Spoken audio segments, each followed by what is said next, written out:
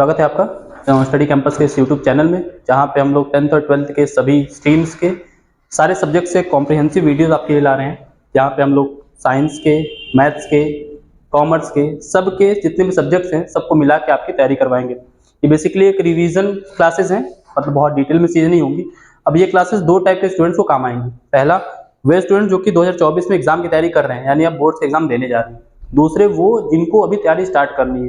एक तरह से अगर आपके पास रिवीजन रहेगा, आपके पास कुछ चीज़ें कॉम्प्रिहेंसिव वे में रहेंगी, तो इससे आपको फायदा ये होगा कि आपको चीज़ें समझ में आएंगी। तो इसी कड़ी में इकोनॉमिक्स को स्टार्ट करने के लिए मैं यानी अनूप आपके सामने उपस्थित हूँ।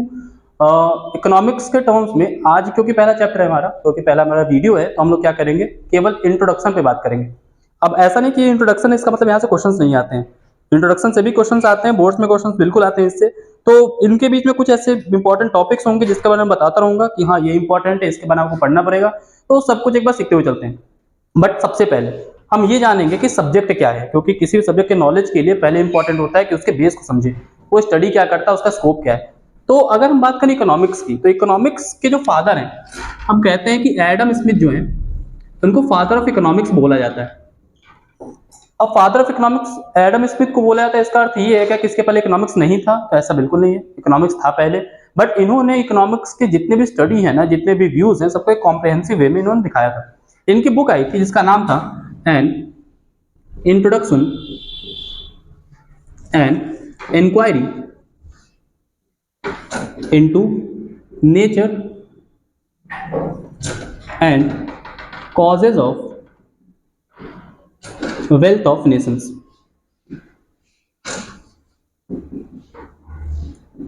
इस बुक को पब्लिश किया गया था 1776 में। इसका मतलब ये कह सकते हैं कि एडम स्मिथ जो बुक थी वो 1776 में आई थी, जिन्होंने इकोनॉमिक्स के बारे में एक कॉम्प्रिहेंसिव वे में रिप्रेजेंट किया था। तो हालांकि इकोनॉमिक्स के डेफिनेशंस के बारे में बहुत सारे डिबेट्स हैं। एडम स्मिथ कुछ और कहते थे, बाद में मार्शल ने कुछ और बोला, ऐसे ढेर सारे अलग अलग डिबेट्स हैं। बट इकोनॉमिक्स स्टार्ट होता है यहाँ से। अब प्रश्न ये कि इकोनॉमिक्स होता क्या है? तो हम लोग इन जनरल इकोनॉमिक्स को कहते हैं साइंस ऑफ स्कार्सिटी। स्कार्सिटी का मतलब क्या होता है? अगर हम बात करें स्कार्सिटी की, तो स्कार्सिटी को कह सकते हैं हम लोग डेफिशिएंसी या कमी। अगर मैं ये कहूं कि हमारे पास दिन भर के 24 घंटे हैं, तो हमें जितने भी काम हो, हम कितने भी बिजी रहें, हमारे पास हैं 24 घंटे ही। आज हमारे पास एग्जाम है, हमें एग्जाम की तैयारी करनी, तब भी हमारे पास 24 घंटे ही हैं। हमें पढ़ाई करनी, तब भी हमारे पास 24 घंटे ही, यानी हमें सारे काम अपने 24 घंटे में ही कंप्लीट करने पड़ते हैं। ऐसा नहीं है कि अगर हमारा एग्जाम है तो हमारे वो घंटे बढ़ के 25 या 26 घंटे हो जाएंगे। ठीक है, इसको हम कहते हैं स्कार्सिटी यानी कमी। तो बेसिकली स्कार्सिटी का ही हमारा साइंस जो है वो हमारा इकोनॉमिक्स होता है। ठीक है, तो एक तरह से ये समझ लो कि हमारे पास रिसोर्सेज जो होते हैं, रिसोर्सेज जो होते हैं ना, वो स्कार्सिटी में होते हैं यानी कमी में होते हैं। तो हम क्या कहते हैं? हम कहते हैं कि क्योंकि हमारे रिसोर्सेज स्कार्सिटी में, तो हमें उनको एलोकेट करना पड़ता है। बहुत इंपॉर्टेंट टर्म है एलोकेट। एलोकेट करने का मतलब ये है कि हम रिसोर्सेज को कैसे बांटें ताकि वो अपने मैक्सिमम एफिशिएंसी के साथ काम कर सके। यानी अगर हमारे पास ऐसा कहें कि 10 लेबर और 10 कैपिटल है, ऐसे समझिए इसको। अगर 10 लेबर और 10 कैपिटल है और इकोनॉमी में दो चीजें प्रोड्यूस करनी है, कोई भी दो चीज हो सकती है, हम कह सकते हैं क्लॉथ है और व्हीट है, हम ये दोनों में से कोई भी प्रोड्यूस करना है।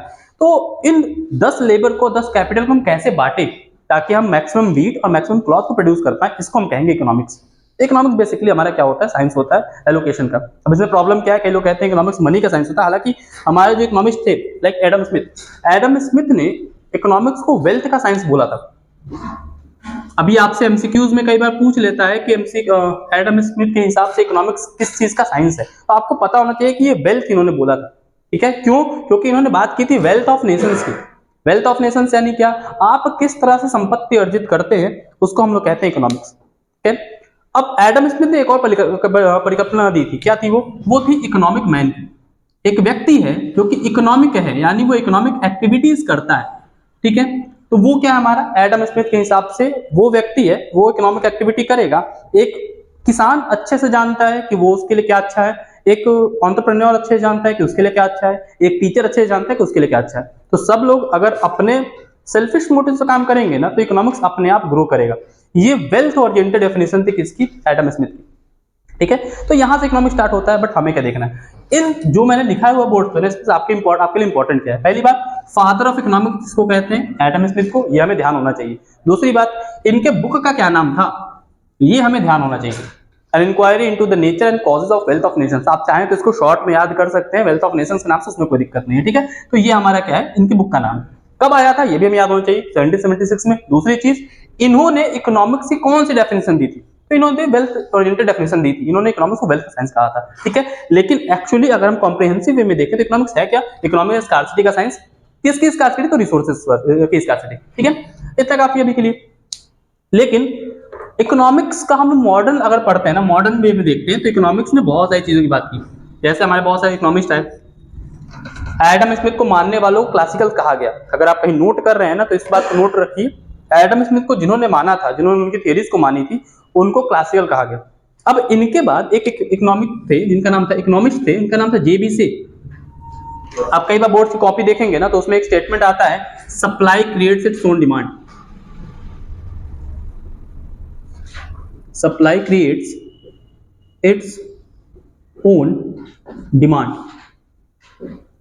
ये डेफिनेशन आती थी। अब जेबीसी को हम लोग अभी क्यों पढ़ रहे हैं, क्योंकि वो क्लासिकल के ही थे, ठीक है।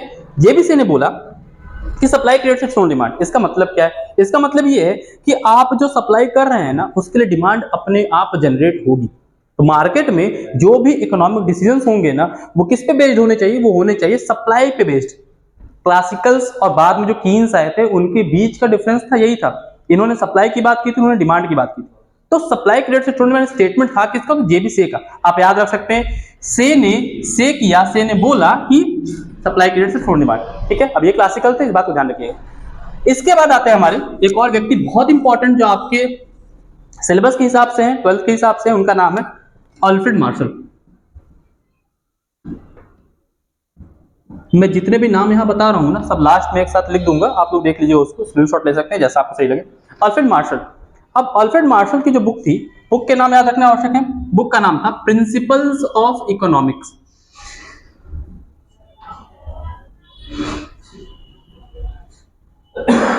अब प्रिंसिपल्स ऑफ इकोनॉमिक्स बुक में इन्होंने क्या ऐसी नई चीज कर दी थी, जिसकी वजह से एडम स्मिथ के बाद इनका नाम लिया जाता है। तो एडम स्मिथ से लेके मार्शल तक जितने भी लोग थे, सब हालांकि क्लासिकल्स नहीं कहे जाते हैं, बट ये है कि हाँ, जो एडम स्मिथ थियरीज को मान के चलते थे, वो कहेंगे कि हाँ, वो क्लासिकल्स है। एडम स्मिथ, कीन्स, मार्शल, इन सब के बारे में डिटेल में डिस्कस करेंगे हम लोग आगे के सिलेबस में। ये केवल इंट्रोडक्टरी वीडियो है, तो हम केवल इतना समझेंगे कि ये है क्या, और ऊपर ऊपर की चीजें जानेंगे, बहुत ज्यादा इंपॉर्टेंट, बहुत ज्यादा डीप में अभी नहीं जाएंगे। आगे बढ़ेंगे, जैसे जैसे सीरीज आएगी वैसे वैसे मैं इन सबका बारे में डिटेल में बताता रहूंगा, ठीक है। तो अल्फ्रेड मार्शल ने प्रिंसिपल ऑफ इकोनॉमिक्स की डेफिनेशन दी, बुक लिखा, ठीक है। अब प्रिंसिपल ऑफ इकोनॉमिक्स में इन्होंने किया क्या, इन्होंने एक और टर्म दिया था, मार्जिनल। आप लोग अगर इकोनॉमिक्स से है ना, आपने एक बार भी इकोनॉमिक्स बुक पलटी होगी, आपको मार्जिनल वर्ड एक ना एक जगह मिला ही होगा। आप 11th में सीबीएसई बोर्ड की बुक उठाएंगे, 12th में यूपी बोर्ड की बुक उठाएंगे, कोई बुक उठाएंगे, आपको मार्जिनल वर्ड मिलेगा। Marginal production, marginal cost, marginal revenue, marginal जो भी है, ये सारी चीज आपको मिलती है। ये मार्जिनल टर्म का यूज करने वाले थे, ठीक है। अगली बात, तो मार्शल का नाम आता है। अब मार्शल को मानने वाले हमारे कहे जाते थे नियो क्लासिकल्स। मार्शल के समय के जो लोग थे, वो कौन थे, न्यू क्लासिकल से, पीगू हमारे न्यू क्लासिकल थे, ठीक है। चलो, इसके बाद, इन सब के बाद आता है the great depression. The great depression के बाद एक व्यक्ति है, उनका नाम था जे.एम. कीन्स, जो एक तरह से रिवोल्यूशनरी काम करते हैं इकोनॉमिक के फील्ड में, ठीक है। जे.एम. कीन्स, इनके बारे में आगे चल के आपके chapter theory of income employment, जिसमें जे.एम. कीन्स की theories, effective demand, aggregate demand, इन सब का डिटेल में हमने डिस्कस किया हुआ है। बट उससे पहले हमने बताया supply creates its own demand, यानी क्लासिकल्स जो थे वो क्या कहते थे, वो कहते थे कि पूरी इकोनॉमिक डिसीजन जो होगा वो सप्लाई पे बेस्ड होगा। बट ऐसा नहीं है। कीन्स ने बोला कि आप डिमांड ही नहीं करेंगे तो सप्लाई करके क्या करेंगे। लाइक अगर आपकी कोई दुकान है, उसमें आपने क्या किया, आपने भर के कमोडिटीज, गुड्स ला के रख दिए, ठीक है। अब शाम तक वो बिका ही नहीं, तो जेबी से क्या कहते थे कि आप सप्लाई कीजिए, डिमांड अपने आप होगा। बट ऐसा होता है क्या, प्रैक्टिकली तो ऐसा पॉसिबल नहीं है। प्रैक्टिकली तो जो सामने डिमांड करेगा वही तो हम बताएंगे ना। अब आप वीडियोस मांगेंगे तो हम लोग वीडियोस बनाएंगे, डिमांड आप करेंगे तो हम सप्लाई करेंगे। हम सप्लाई कर रहे हैं इसलिए डिमांड नहीं इंक्रीज होती है, ठीक है। तो जेएम कीन्स की जो थियरी थी वो सारी डिमांड पे बेस्ड थी।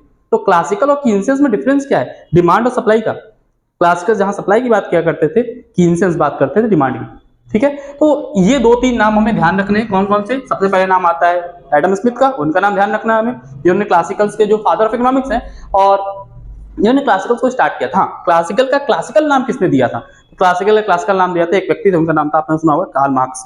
ठीक है, डास कैपिटल एक बुक आई थी, उन्होंने क्लासिकल बोला था।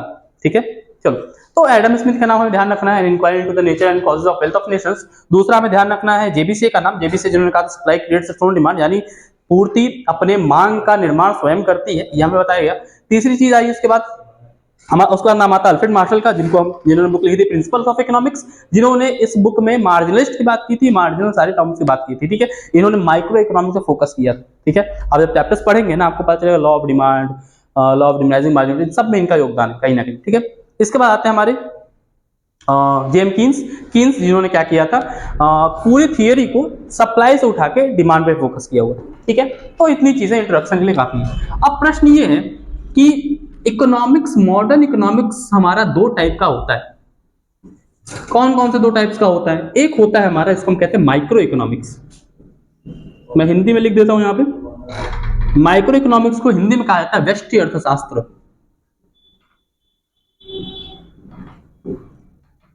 दूसरा होता है हमारा मैक्रो इकोनॉमिक्स, मैक्रो जिसको हम लोग कह सकते हैं समष्टि अर्थशास्त्र। अब समष्टि के लिए एक और टर्म का यूज किया जाता है, जिसको हम लोग कहते हैं क्या, वृहद अर्थशास्त्र। इसके लिए भी एक और टर्म यूज होता है, इसको कह सकते हैं हम लोग सूक्ष्म अर्थशास्त्र, छोटे लेवल पे। ठीक है, अब माइक्रो और मैक्रो, एक बात हमेशा ध्यान रखिए, माइक्रो और मैक्रो अलग अलग नहीं है, एक दूसरे का अपोजिट नहीं है ये दोनों। माइक्रो और मैक्रो ये दोनों ही जो टर्म्स हमारे ना, वो एक दूसरे के लिए कॉम्प्लीमेंट्री का काम करते हैं। अगर माइक्रो नहीं होगा तो मैक्रो काम नहीं करेगा, मैक्रो नहीं होगा तो माइक्रो काम नहीं करेगा, दोनों एक दूसरे। हाँ, कभी कभी ऐसा हो सकता है कि कॉन्ट्राडिक्टरी चीजें हो सकती हैं, लाइक माइक्रो के लिए जो अच्छी हो मैक्रो के लिए बेकार है। लेकिन पहले समझ लेते दोनों है क्या। माइक्रो बात करता है एक कंज्यूमर की, एक मार्केट की, ठीक है, एक प्रोडक्ट की। जैसे अगर मैं कहूं कि डिमांड, तो डिमांड यानी एक प्रोडक्ट की डिमांड, तो वो एक सिंगल है ना, तो सिंगल यूनिट की बात कर रहा है कौन, माइक्रो इकोनॉमिक्स। अगर मैक्रो में जाएंगे ना, तो वो एक की बात नहीं करेगा, वो बात करेगा सबको मिला के। यानी हम समझ सकते हैं, अगर मैं एग्जांपल इसका दूं ना, तो माइक्रो इकोनॉमिक्स बात करेगा इंडिविजुअल की, इंडिविजुअल एक व्यक्ति की, ठीक है, सिंगल यूनिट्स की। लेकिन मैक्रो बात करेगा हमारा क्या, एग्रीगेट्स की। अगर दिख रहा हो वहां तक, एग्रीगेट्स मतलब होता है क्या, समष्टि अर्थशास्त्र, सबको मिला के। एग्जाम्पल अगर हम देखें तो माइक्रो इकोनॉमिक्स में एग्जाम्पल हमारा हो सकता है क्या, इंडिविजुअल प्राइस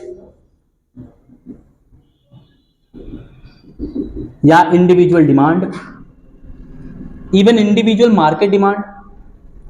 ठीक है, इसके अलावा सप्लाई, कॉस्ट, रेवेन्यू, ये सब हमारे किस में आ जाएंगे, ये सब आ जाएंगे माइक्रो इकोनॉमिक कॉन्सेप्ट्स में। ठीक है, अगर हम बात करें मैक्रो इकोनॉमिक्स की ना, तो मैक्रो इकोनॉमिक्स में क्या हो रहा है, माइक्रो इकोनॉमिक्स में आ रहे हैं हमारे पास, यहां पे देखो इंडिविजुअल प्राइस की बात हो रही है, बट वहां बात हो रही है प्राइस लेवल की। यहां बात हो रही है किसकी, डिमांड की, वहां बात होगी एग्रीगेट डिमांड की, AD not demand, aggregate demand यानी पूरी इकोनॉमी की डिमांड। अब देखो पूरी इकोनॉमी 4 सेक्टर में बांटी जाती है, ओवरऑल देखा जाए तो कंज्यूमर, प्रोड्यूसर यानी फर्म्स, गवर्नमेंट और एक्सटर्नल सेक्टर्स यानी CIGNX। ये सब आपने पढ़ा होगा, नहीं पढ़ा नेशनल इनकम में आगे चैप्टर्स में है। ठीक है, तो ये हो गया एग्रीगेट डिमांड।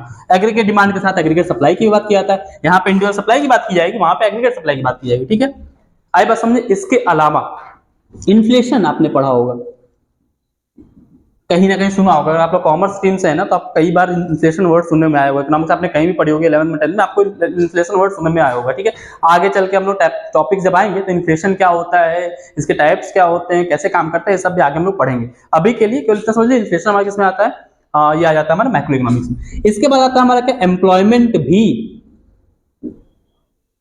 एम्प्लॉयमेंट जो क्लासिकल थे हमारे ना, वो कहते थे कि एक इकोनॉमी फुल एम्प्लॉयमेंट में रहती है। ठीक है, अब आपको मैं थोड़ा सा हल्का सा आइडिया देता हूं एम्प्लॉयमेंट के बारे में। एक व्यक्ति के पास दो कंडीशंस हैं, वो एबल टू वर्क है और वो विलिंग टू वर्क है। एबल टू वर्क मतलब क्या, वो काम कर सकता है, ठीक है, उसका उतनी क्षमता है काम कर पाने की, कैपेसिटी है, स्किल्स है, सब है। दूसरा विलिंग टू वर्क, काम करना चाहता है एट गिवन वेज रेट, जो वेज रेट चल रही है इकोनॉमी ना, उसमें वो काम करना चाहता भी है। अगर ये दोनों फुलफिल हो रहा फिर भी उसको काम नहीं मिल रहा, फिर भी वो एम्प्लॉयमेंट जनरेट नहीं कर पाया, तो हम लोग क्या कहेंगे, उसको अनएम्प्लॉयड बोलेंगे। ठीक है ना। अब अनएम्प्लॉयमेंट बेसिकली दो टाइप के होते हैं, वॉलंटरी, इनवॉलंटरी। वॉलंटरी मतलब क्या है, वो काम करना नहीं चाहता, वो अनएम्प्लॉयड रहना चाहता है, तो वॉलंटरी अनएम्प्लॉयमेंट हो जाएगा। इनवॉलंटरी अनएम्प्लॉयमेंट मतलब क्या, वो चाहता है वो काम करे, बट फिर भी वो काम नहीं कर पा रहा। आगे चल के इसके और भी क्लासिफिकेशन है, जैसे सीजनल अनएम्प्लॉयमेंट है हमारे पास, डिस्गाइज अनएम्प्लॉयमेंट है हमारे पास, अंडर एम्प्लॉयमेंट, डिस्गाइज अनएम्प्लॉयमेंट को ही कहते हैं, अंडर एम्प्लॉयमेंट है हमारे पास। इसके अलावा हमारे पास है फंक्शनल अनएम्प्लॉयमेंट है, बहुत सारी चीजें इस सब के बारे में आगे डिस्कस करेंगे, ठीक है। अभी के लिए बस इतना समझिए माइक्रो मैक्रो में डिफरेंस क्या होता है। ये टॉपिक इंपॉर्टेंट है, आप क्वेश्चन पेपर उठाएंगे ना, आपको माइक्रो मैक्रो के क्वेश्चंस डायरेक्ट मिल जाएंगे। What do you understand by micro economics, सूक्ष्म अर्थशास्त्र आप क्या समझते हैं, पहली चीज। दूसरी चीज आपसे पूछी जा सकती है एमसीक्यूज में क्वेश्चन देके कि इसमें से कौन सा मार्केट कौन सा माइक्रो इकोनॉमिक्स का पार्ट है, ये भी आपसे पूछा जा सकता है। अगर ये आपसे पूछा जाए कौन सा माइक्रो इकोनॉमिक्स का पार्ट है, तो आपके पास पता होना चाहिए कि माइक्रो इकोनॉमिक्स हम क्या करते हैं। इन जनरल अगर मैं सबको समराइज करके बात करूं, तो अगर कोई इंडिविजुअल की बात कर रहा हो तो वो माइक्रो इकोनॉमिक्स है, अगर कोई सबकी बात एग्रीगेट की बात कर रहा हो तो माइक्रो इकोनॉमिक्स है, ठीक है ना। अभी के लिए इतना, ठीक है। लेकिन क्या इकोनॉमिक्स इतने ही दो टाइप के होते हैं क्या? नहीं, इकोनॉमिक्स को और भी ज्यादा क्लासिफिकेशन मिलते हैं। जैसे एक टर्म होता है नॉर्मेटिव और एक होता है पॉजिटिव इकोनॉमिक्स, ठीक है। इसके बाद थोड़ा डिस्कस कर लेते हैं, उसका इकोनॉमी समझेंगे हम।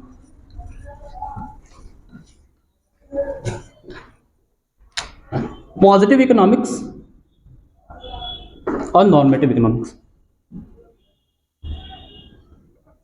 इन दोनों में क्या डिफरेंस है? तो पॉजिटिव और नॉर्मेटिव में डिफरेंस ये है कि पॉजिटिव बात करता है व्हाट इज मतलब हुआ क्या, हो क्या रहा है। लाइक अगर मैं बात करूं कि किसी चीज की प्राइस घटेगी तो डिमांड बढ़ जाएगी, ठीक है। किसी चीज की प्राइस घटी तो डिमांड बढ़ गई, अगर ऐसा हुआ तो हम क्या कहेंगे, पॉजिटिव इकोनॉमिक्स है। बजट कितना आया, एम्प्लॉयमेंट कितना था, ये सारी चीज हमारी किसमें आ जाती है, हमारी पॉजिटिव इकोनॉमिक्स में आ जाती है, ठीक है। नॉर्मेटिव इकोनॉमिक्स में होना क्या चाहिए, व्हाट माइट बी, मैं लिख देता हूं यहां पे, what is, what was and what would be। ये आता है what might be, क्या होना चाहिए, ठीक है। अगर आप बैंक रेट को घटाएंगे, ठीक है, बैंक रेट रेपो रेट को, रिवर्स रेपो को, इनको घटाएंगे आप, तो इससे इकोनॉमी पे क्या होना चाहिए, दैट इज नॉर्मेटिव इकोनॉमिक्स। आए बात समझ में? पॉजिटिव का मतलब ये होता है क्या हुआ, नॉर्मेटिव मतलब होता है कि सैद्धांतिक रूप से क्या होना चाहिए था, ठीक है। इन दोनों के बारे में डिस्कस बस इतना सा है। आपसे सिंपल 3 नंबर क्वेश्चन पूछ सकता है, 1 नंबर क्वेश्चन पूछ सकता है what do you understand by positive economics, what do you understand by normative economics, वो चीज अलग है, ठीक है।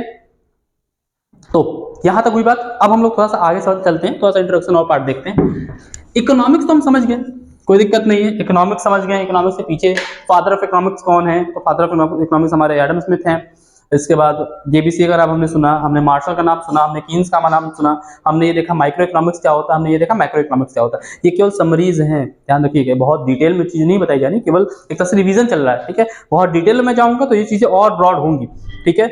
लेकिन अभी के लिए बस इतना है कि ये वीडियो जैसे मैंने बताया कि 2 लोगों के लिए बन रहा है। पहला जो बोर्ड की तैयारी में जा रहे हैं, जो बोर्ड देने जा रहे हैं अभी, दूसरे वो जो कि अब 12th में आए हुए हैं, जिनको अभी इंट्रोडक्शन लेना है, चीजों के बारे में जानना है, उनके लिए वीडियोस है, ठीक है। कॉम्प्रिहेंसिव वीडियोस है, कॉमर्स स्ट्रीम की जितनी वीडियोस सब आएंगी, सागर सर आपके अकाउंट्स पढ़ाएंगे, महेंद्र सर आपके बिजनेस पढ़ाएंगे, इसके अलावा साइंस स्ट्रीम के भी अलग से वीडियोस आती रहेगी। बट ये सीरीज हमारी चलती रहेगी, ठीक है। तो आप लोग जितना अप्रिशिएट करेंगे उतना हम लोग आगे बढ़ते रहेंगे। चलिए, इसके बाद है इकोनॉमी। कई बार होता क्या है ना कि इकोनॉमिक्स और इकोनॉमी में ना कंफ्यूजन होती है। इकोनॉमिक्स क्या है, इकोनॉमी क्या है, तो एक बात ध्यान रखिएगा, इकोनॉमिक्स बेसिकली लॉ है, ठीक है। इकोनॉमिक्स बेसिकली नियम बनाता है कि हम कैसे काम करना चाहिए, ठीक है। Like law of demand economics में आता है, लॉ ऑफ सप्लाई इकोनॉमिक्स में आता है, बहुत सारी चीजें। इकोनॉमी उस स्ट्रक्चर की बात करता है जो इकोनॉमिक एक्टिविटीज करता है। हाँ, ह्यूमन एक्टिविटीज 2 टाइप में होती है इकोनॉमिक्स में, एक होती है इकोनॉमिक एक्टिविटीज, एक होती है non economic activities. Economic activities वो एक्टिविटीज होती है जो कि प्रॉफिट अर्निंग के मोटिव से की जाती है, ठीक है। नॉन इकोनॉमिक एक्टिविटीज वैसे एक्टिविटीज होती है जो कि प्रॉफिट अर्निंग के मोटिव से नहीं की जाती। जैसे कोई बर्तन मांजने वाला व्यक्ति है, तो अगर पड़ोसी घर जाकर बर्तन मांज रहा है ना, जिससे वो पैसा कमा रहा है, तो वो इकोनॉमिक एक्टिविटी कर रहा है। लेकिन अगर आप अपने घर में बर्तन मांजेंगे तो आपको पैसे मिलेंगे क्या? नहीं मांग सकते आप पैसा घर पे, तो वो क्या हो जाएगा, वो नॉन इकोनॉमिक एक्टिविटी हो जाएगा। तो बर्तन मांजना ही ये एक एक्टिविटी है, बट वो डिपेंड कर जा रहा है कि आप उसकी मोटिव क्या है, ठीक है। आप पढ़ा रहे हैं, आप अपने घर के बच्चों को पढ़ा रहे हैं, नॉन इकोनॉमिक एक्टिविटी है। बट आपने क्या किया, आपने ट्यूशन खोल लिया, तो वो इकोनॉमिक एक्टिविटी हो जाएगी। समझ रहे क्या कह रहा हूँ? फिर डिफरेंस होता है। इकोनॉमी जो होता है हमारा स्ट्रक्चर होता है, बेसिकली ऑर्गेनाइजेशंस होते हैं, इंस्टीट्यूट्स होते हैं जो इकोनॉमिक एक्टिविटीज को करते हैं। लाइक हम ये बात करें कि इंडियन इकोनॉमी, भारत कैसे आर्थिक क्रियाएं कर रहा है, कैसे इकोनॉमिक एक्टिविटीज कर रहा है, ठीक है ना, इसको हम इकोनॉमी बोलेंगे। अब इकोनॉमी हमारी बेसिकली होती है 3 टाइप की, ठीक है। पहला होता है हमारा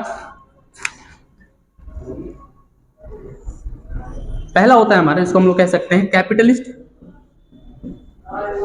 या हम इसको कह सकते हैं मार्केट इकोनॉमी, ठीक है। मार्केट इकोनॉमी फ्री इकोनॉमी होती है, जहां पे 2 मार्केट के फोर्सेस, नेमली डिमांड की फोर्स और सप्लाई के force, forces of demand and forces of supply, दोनों एक साथ काम करते हैं और फिर वो प्राइस को डिटरमाइन करते हैं, ठीक है ना। थोड़ा सा यहाँ कंफ्यूजन क्या होती है ना कि हम कहते हैं कि कैपिटलिस्ट इकोनॉमी वो होती है जहाँ पे कैपिटलिस्ट जो होते हैं, बिजनेसमैन जो होते हैं, वो ज़्यादा डोमिनेट करते हैं। लेकिन डिफरेंस इतना सा है ना कि हाँ वो रिसोर्सेज पे डोमिनेट करते हैं। ऐसा है कि जैसे लेबर्स हैं, कैपिटल्स हैं, कैसे एलोकेट करना है, कैसे मैनेजमेंट करना है, ये बिजनेसमैन करते हैं, गवर्नमेंट वो सब काम नहीं करती। बट प्राइस जो होगा ना, तो प्राइस हमारा सप्लाई और डिमांड, ये दोनों के फोर्सेस मिलकर डिटरमाइन करते हैं। इसको हम कहते हैं मार्केट इकोनॉमी या कैपिटलिस्ट इकोनॉमी। तो हम लोग फ्री इकोनॉमी बोल सकते हैं, कोई दिक्कत नहीं। दूसरा होता है हमारा सेंट्रली प्लान्ड इकोनॉमी, या कभी कभी इसको ना प्लान्ड इकोनॉमी बोलते हैं। प्लान्ड इकोनॉमी कौन सी इकोनॉमी होती है? जहां पे एक अथॉरिटी होती है जो प्लानिंग करती है। यहाँ पे सारी चीजें ऐसे नहीं हो सकती। रिसोर्सेस, अब देखो बेसिकली इतना समझ लो ना, ओनरशिप ऑफ रिसोर्सेस इसमें होते हैं किसके पास? कैपिटलिस्ट जो होते हैं, बिजनेसमैन जो होते हैं, उनके पास होती है। बट यहाँ पे सेंट्रली प्लान्ड इकोनॉमी में ये रिसोर्सेज ओन करती है गवर्नमेंट, सरकार। ठीक है, सरकार का काम होता है एलोकेट करना, सरकार का काम होता है मैनेजमेंट करना। ठीक है, और यहाँ पे ना डिफरेंस क्या है, ये काम करता है प्रॉफिट अर्निंग के मोटिव से। अगर आप शॉर्ट नोट्स बना रहे हैं ना, तो आप इन सब चीजों को लिखिए। प्रॉफिट अर्निंग का मोटिव क्या होता है? प्रॉफिट अर्न करना होता है। बट सेंट्रली प्लान्ड इकोनॉमी का मोटिव क्या होता है? प्रॉफिट अर्न करने का मोटिव नहीं होता। इनका मोटिव होता है क्या? कैसे हम वेलफेयर को मैक्सिमाइज कर सकते हैं। वेलफेयर, आप लोग इकोनॉमिक्स से पढ़ना स्टार्ट आपने किया होगा ना, तो आपको समझ में आएगा वेलफेयर क्या होता है। वेलफेयर का मतलब होता है कल्याण, एक तरह से सबका, सबकी भलाई हो ऐसा। हालांकि सबकी भलाई होना पॉसिबल नहीं होता, बट फिर भी जितना मैक्सिमम वेलफेयर को प्राप्त कर सकें। सेंट्रली प्लान्ड इकोनॉमी का मोटिव होता है क्या? कि हम लोग क्या करें? वेलफेयर को देखें। पैसा कमाना हमारा मोटिव नहीं है। जैसे मान लीजिए IRCTC है हमारा, रेलवेज है हमारा। रेलवेज का जो मोटिव है वो सर्विस प्रोवाइड करना मेन मोटिव, हालांकि वो पैसा जनरेट करता है ऐसी बात नहीं है, बट वो उसका मेन मोटिव क्या है? उसका मेन मोटिव है कि वो उसको वेलफेयर करना है। तो गवर्नमेंट क्या करती है? पार्क बनाती है, गवर्नमेंट अगर कोई पुल बनाती है, तो ये सब क्या है? हमारा वेलफेयर के मोटिव से किया जाता काम। तो अगर इकोनॉमी हमारी कंप्लीटली गवर्नमेंट के ओनरशिप में चल रही है, सारे रिसोर्सेज गवर्नमेंट ओन कर रहे हैं, तो हम लोग क्या बोलेंगे? उसको सेंट्रली प्लान्ड इकोनॉमी बोलेंगे। ठीक है, आगे चले। एक होती है मिक्स्ड इकोनॉमी। अब आपके लिए ये वर्ड थोड़ी सी फेमिलियर इसलिए होगी ना, क्योंकि हमारी जो इंडियन इकोनॉमी है उसको हम लोग मिक्स्ड इकोनॉमी कहते हैं। एक बात हमेशा ध्यान रखिएगा, कोई भी इकोनॉमी परफेक्टली कैपिटलिस्ट नहीं होती, कोई भी इकोनॉमी परफेक्टली सोशलिस्ट नहीं होती, यानी कि सेंट्रली प्लान्ड नहीं होती। ठीक है ना, हर एक इकोनॉमी इन दोनों ध्रुव के, इन दोनों पोल्स के बीच में कहीं ना कहीं रिलाई करती है। समझ में आ रही बात? तो जैसे हम कोई एग्जांपल देते हैं, कई बार होता है ना कि लोग कहते हैं कि रसिया जो है हमारा वो सोशलिस्ट इकोनॉमी है। ऐसा नहीं है, वो भी कहीं ना कहीं इसके बीच में ही है। क्या वहाँ कैपिटलिज्म नहीं है? बिल्कुल है, हर जगह है।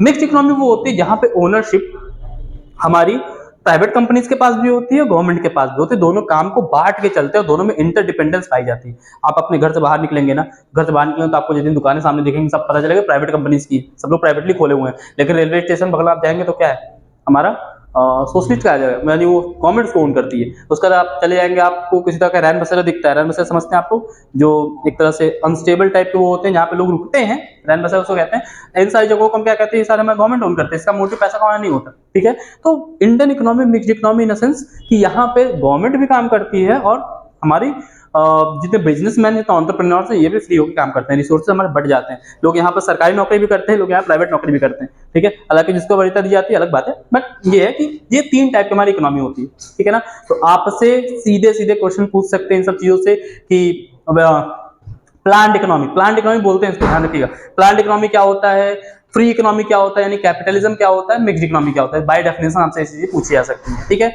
तो हमने इतनी चीजों की बात की। इसके बाद थोड़ा सा ना